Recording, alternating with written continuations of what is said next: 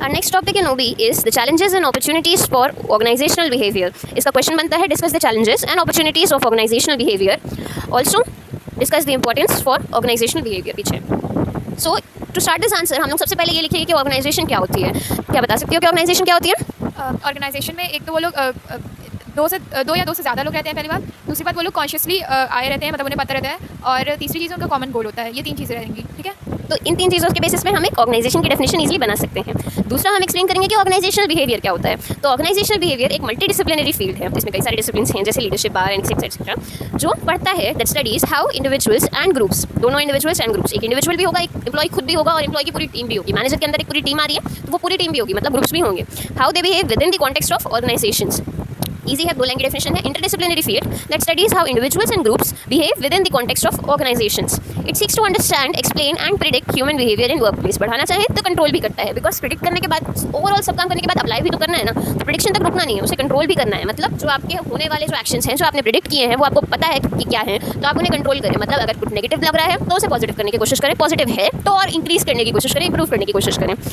Organisational behaviour examines the impact of organizational structure. Organization के structures कैसे हैं, structures में क्या क्या चीज़ें आती हैं, hierarchy, span of control, leadership, management, ये सब कैसा है, लोगों को कैसे स्ट्रक्चर किया गया है, मतलब ग्रुप्स कैसे फॉर्म है ऑर्गेनाइजेशन में.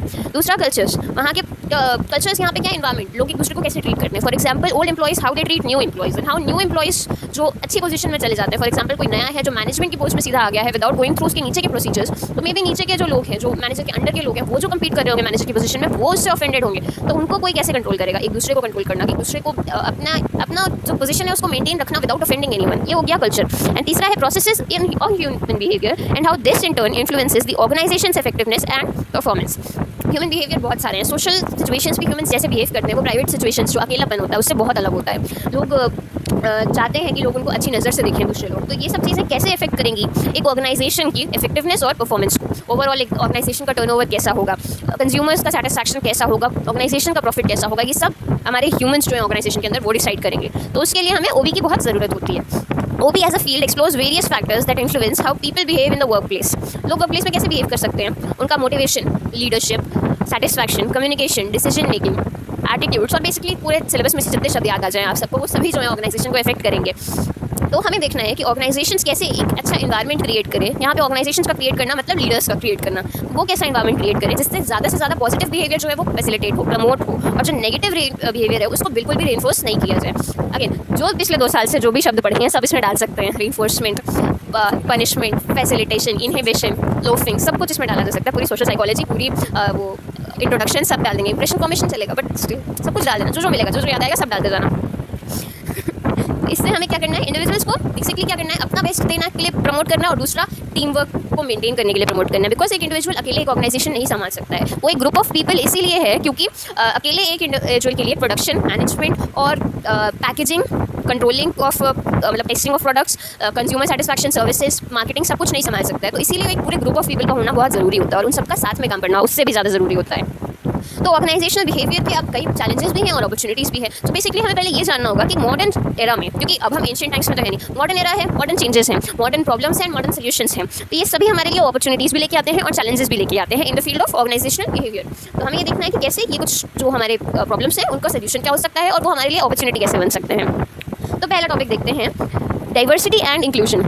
जैसे जैसे लोग बढ़ रहे हैं एक ऑर्गेनाइजेशन, अब पहले के टाइम पे क्या था, लोगों के पास ट्रांसपोर्ट्स कम थे. फॉर एग्जांपल लोग जो है सिर्फ अपनी सिटी में काम ढूंढना पसंद करते थे, बट अब कोई है यूपी से वो मुंबई जाके काम करना चाहता है, कोई गाँव से वो बड़े शहर में आके काम करना चाहता है. तो एक ऑर्गेनाइजेशन में हज़ारों, मान लो 100-150 लोग भी हैं, तो वो सब अलग अलग जगहों से आए हुए हैं. डाइवर्सिटी है उनमें.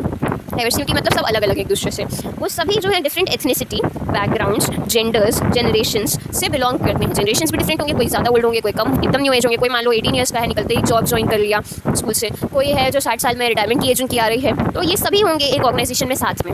इसमें हमारे लिए एक बहुत बड़ा चैलेंज होगा इंटरपर्सनल कॉन्फ्लिक्ट्स का. लोगों के बीच में क्या कॉन्फ्लिक्ट्स हो सकते हैं, कैसे वो एक दूसरे को नहीं समझ सकते हैं, ये हमारे लिए बहुत बड़ा चैलेंज है. बट अपॉर्चुनिटी क्या है, इस डाइवर्सिटी का फायदा उठाना. लोगों के बैकग्राउंड्स डिफरेंट है, उनकी नॉलेज डिफरेंट है, उस सबको एक साथ कलेक्ट करके कैसे आप उन सबके टैलेंट्स को इकट्ठा करके अपने ऑर्गेनाइजेशन को इंप्रूव कर सकते हैं, उसकी परफॉर्मेंस, ये है आपके लिए बहुत बड़ा अपॉर्चुनिटी. तो डाइवर्सिटी एक चैलेंज भी है और एक अपॉर्चुनिटी भी है. इसे कैसे सॉल्व करना है ये ऑर्गेनाइजेशन के लिए उनके लीडर्स पे डिपेंड करता है. Next is globalisation. ग्लोबलाइजेशन क्या होती है, क्या समझती हो तुम इससे? ग्लोबलाइजेशन मतलब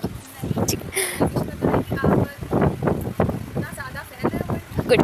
ग्लोबलाइजेशन का मतलब है कि एक नेशन से बाहर निकलना।